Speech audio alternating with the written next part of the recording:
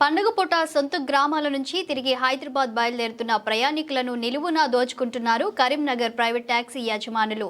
సంక్రాంతి పండుగ సెలవులు ముగించుకొని తిరిగి వెళ్లే క్రమంలో సరైన బస్సులు లేకపోవడంతో ప్రైవేటు టాక్సీ యజమానులు ప్రయాణికుల వద్ద నుంచి భారీగా డబ్బులు దండుకుంటున్నారు. సాధారణంగా కరీంనగర్ నుంచి హైదరాబాద్కి 400 రూపాయల వరకు ఛార్జీ ఉంటుంది. కానీ ప్రైవేటు టాక్సీ యజమానులు వరుస సెలవులు, పండుగ పూట ప్రత్యేక సెలవుల నేపథ్యంలో ప్రయాణికుల నుంచి 700 నుండి 1200 రూపాయల వరకు చేస్తున్నారు.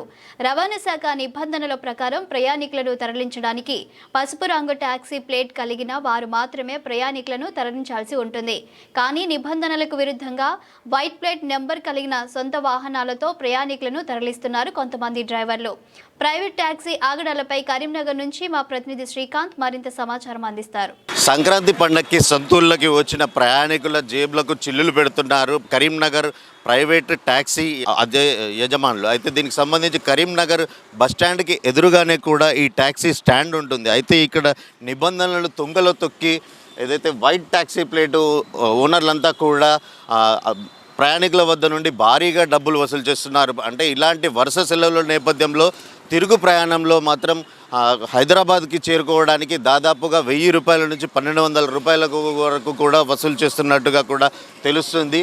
అయితే ఈ ఏదైతే ప్రయాణికులను తరలించడానికి yellow colour taxi plate, commercial taxi plate వాహనాలు మాత్రమే ప్రయాణికులను తరలించడానికి రవాణా శాఖ నిబంధనలు చెప్తున్నప్పటికీ కూడా నిబంధనలను తుంగలో తొక్కి వైట్ ట్యాక్సీ ప్లేట్ అంటే ఏదైతే సొంత వాహనాలను కూడా వినియోగిస్తున్న పరిస్థితి అయితే ఉంది. అంతేకాకుండా గతంలో కూడా ఈ ట్యాక్సీ స్టాండ్కి చెందిన కొంతమంది డ్రైవర్లు కూడా ఏదైతే ప్రయాణికుల పట్ల దురుసుగా ప్రవర్తించడము, గతంలో ఒక ప్రయాణికుడిని కరీంనగర్ శివారు ప్రాంతానికి తీసుకెళ్ళి అతన్ని చితకబాది అతని వద్ద నుండి డబ్బులు కూడా సెల్ ఫోన్ కూడా లాక్కున్న ఘటనలు కూడా వెలుగు చూసిన పరిస్థితి అయితే నెలకొంది. అంటే ఇక్కడ ప్రయాణికులకు సంబంధించి ఒక మాఫియాగా కూడా ఈ ట్యాక్సీ స్టాండ్ వద్ద ఒక వాతావరణం అయితే నెలకొంది. అయితే వాళ్ళు ఏదైతే ఓలా, ఉబెర్ ఇలాంటి ప్రైవేటు యాప్ల ద్వారా కూడా బుక్ చేసుకుని ఇక్కడ పికప్ చేసుకోవడానికి వచ్చే వాళ్ళను కూడా ఈ ట్యాక్సీ స్టాండ్ వద్ద సొంత వాహనాలు కలిగిన వాళ్ళు వారిని భయభ్రాంతులకు గురి చేయడమే కాకుండా ఇతరులకు అంటే వేరే పికప్ చేసుకోవడానికి వచ్చిన వాహనదారులను కూడా వాళ్ళు ఏదైతే భయభ్రాంతులకు గురి చేస్తున్న పరిస్థితి అయితే నెలకొంది.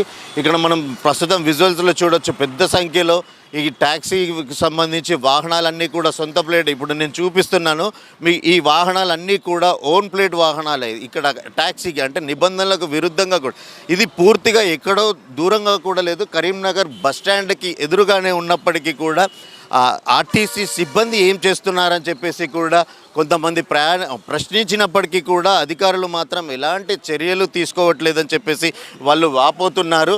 అయితే commercial taxi, yellow colour taxi plate కలిగిన వాహనదారులు మాత్రం తమపై వాళ్ళు జులుం చూపిస్తున్నారంటూ కూడా వాళ్ళు ఆవేదన వ్యక్తం చేస్తున్నారు. మనతో పాటు ఏదైతే కమర్షియల్ వెహికల్కి సంబంధించిన డ్రైవర్ ఉన్నారు, వారితో మాట్లాడదాం. చెప్పండి, అసలు మీరు ఇక్కడ జరుగుతున్న పరిస్థితి ఏంటి? మీరు ఆర్టీసీ ఎల్లో ట్యాక్సీ ప్లేట్ ఉన్నప్పటికీ కూడా మిమ్మల్ని వాహనాలు నడపడానికి వాళ్ళంతా కూడా మీపై దాడి చేస్తున్నారు, దుర్మార్గంగా ప్రవర్తిస్తున్నారు. మీరు ఎవరికి కంప్లైంట్ చేశారు, ఎప్పుడు చేశారు? నా పేరు రషీదుల్లా Khan.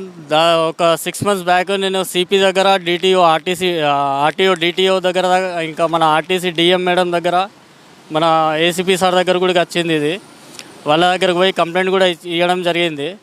Commercial plate నడిపించకుండా white plate మన ఓన్ వెహికల్స్ ఇంట్లో నడిచే వెహికల్స్ ఇక్కడ ప్యాసింజర్ కొట్టుకుంటా, రాజకీయం చేసుకుంటా, దౌర్జన్యం చేసుకుంటా డ్రైవర్లను అందరినీ బెదిరిస్తున్నారు.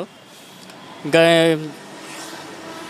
ఇక్కడ ప్రెసిడెంట్ కానీ ప్రయాణికులకు కూడా 700, 800, 1000 రూపాయలు అనుకుంటా డిమాండ్ చేసుకుంటా వాళ్ళకు కూడా ఇబ్బంది పెట్టుకుంటా బాగా అది చేస్తున్నారు.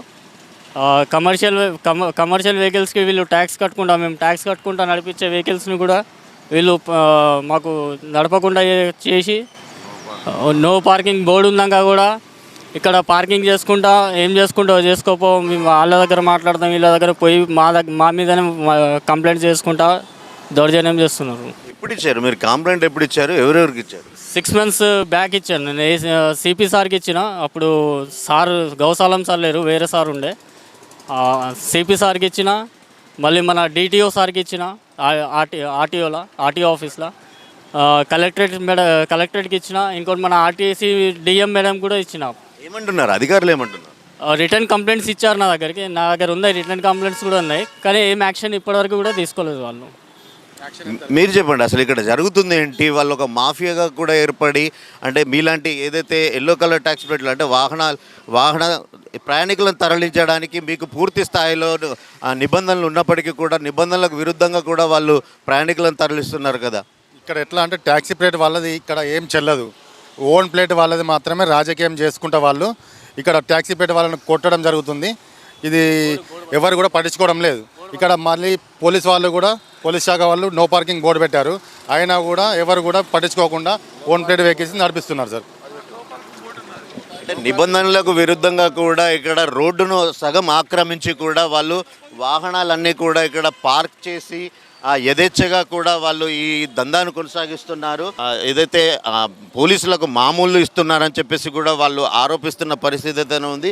గతంలో అధికారులకు అంటే ఇటు ఆర్టీసీ అధికారులతో పాటు రవాణా శాఖ అధికారులకు ఇటు పోలీస్ కమిషనర్కి కూడా ఫిర్యాదు చేసి 6 నెలలు గడిచినప్పటికీ కూడా తమకు ఎలాంటి న్యాయం జరగట్లేదంటూ కూడా బాధితులు ఆవేదన వ్యక్తం చేస్తున్నారు. మొత్తంగా చూసుకున్నట్టయితే కరీంనగర్ అత్యంత రద్దీగా ఉండే ఈ ప్రయాణ ప్రాంగణానికి సంబంధించి ఎదురుగానే ఈ తతంగం అంతా కొనసాగుతున్నప్పటికీ కూడా అధికారులు ఎవరు మాత్రం చర్యలు తీసుకోవట్లేదంటూ ఏదైతే ఎల్లో కలర్ ట్యాక్సీ ప్లేట్కు సంబంధించిన వాహన యజమానులంతా కూడా ఆవేదన వ్యక్తం చేస్తున్నారు.